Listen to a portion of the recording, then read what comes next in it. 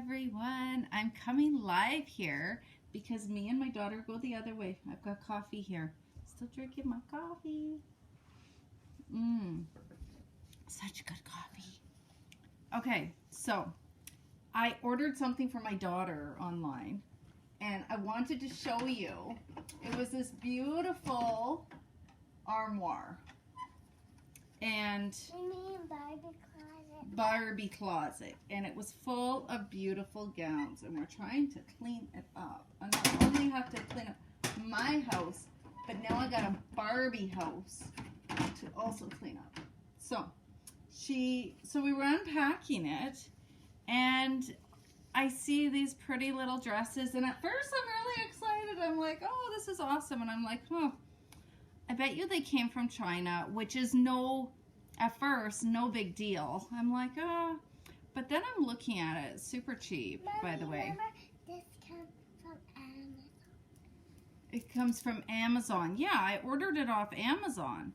And it's pretty cheaply made, but I'm like, oh, well, I can't sew. I can't make doll clothes like this. But I'm looking at the fabric, and I start reading.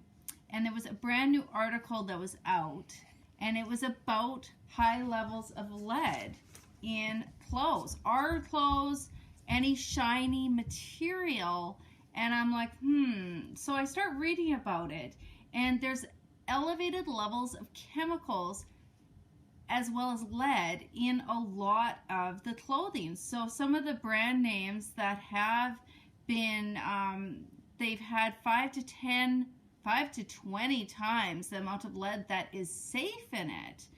In Shein, Zaful, Z-A-F-U-L, and AliExpress. And actually, Shein had a tutu dress and an Elsa dress that were pulled right off the market because they had such high levels of lead in it. And it's a shiny material. It's the waterproof material and raincoats and everything. So with this elevated level of lead and plastics, it hurts the brain, the liver, kidneys, not the liver, the heart, the reproductive system. I actually have notes written down on this. It's especially bad for kids and pregnant women. And I don't know how many of you went to that Van Gogh exhibit. We went, and I heard his story. It was kind of interesting because he actually painted with really high levels of lead. And at the end of his life there, he was sucking the paintbrushes. I'm saying this because my daughter's in the bathroom right now. But he actually cut off his own ear because he had lead poisoning. He went crazy, and he ended up killing himself.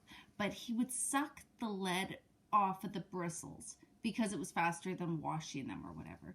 So he ended up being successful in killing himself. But he had prolonged seizures and everything, and this was from painting, plain and simple. So with the lead, it can be used in tactile dye pigments, but there's safer alternatives. And right now, the Canada has proposed, Health Canada has proposed to ban some of the plastics, and it's the flexible plastics. I've got it written down. If you want, you can just jump in my inbox and I can send you the information. But really what it is those flexible plastics, it's 1,000 parts per million is the safe level. And we're going over that. And there's one, the DEHP, that they really want to take off the market in Health Canada. So they propose to take it off, but in the meantime, it's still in everything. So there's a few grocery stores that have been really slow to phase them out, and one of them is actually Sobeys and Tim Hortons. So these are the doll dresses that I was really excited about, and now I'm not so excited. So kids that suck their thumbs or suck on clothes, those are especially not good. So I don't really know what to do. I know these have come from China, and I'm not thrilled with it anymore. So the bad plastics, they're endocrine disruptors. which tamper with your hormones, developmental effects, kidney, liver. So I'm just not crazy about these anymore, and I'm not sure if I'm going to be ordering much more off of Amazon, and I'm going to be really fussy where we get our clothing. We're mostly a cotton family, as I'm sitting here not wearing cotton. But my daughter is really liking the plasticky, pretty stuff, shiny stuff.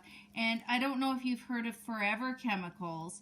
Those are chemicals that you can't flush them out of your body. You can't flush them out of the environment. And why that is because they're so stable.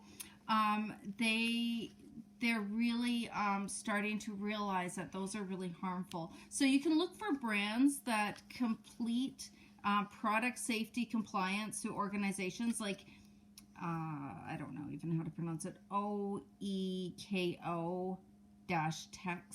TEX, or Blue Sign, or EU's REACH. So not even small clothing companies can say that they weren't informed or didn't have the information, because it's really easy to work with those companies to get the compliance to make sure that they're using safer chemicals for clothing.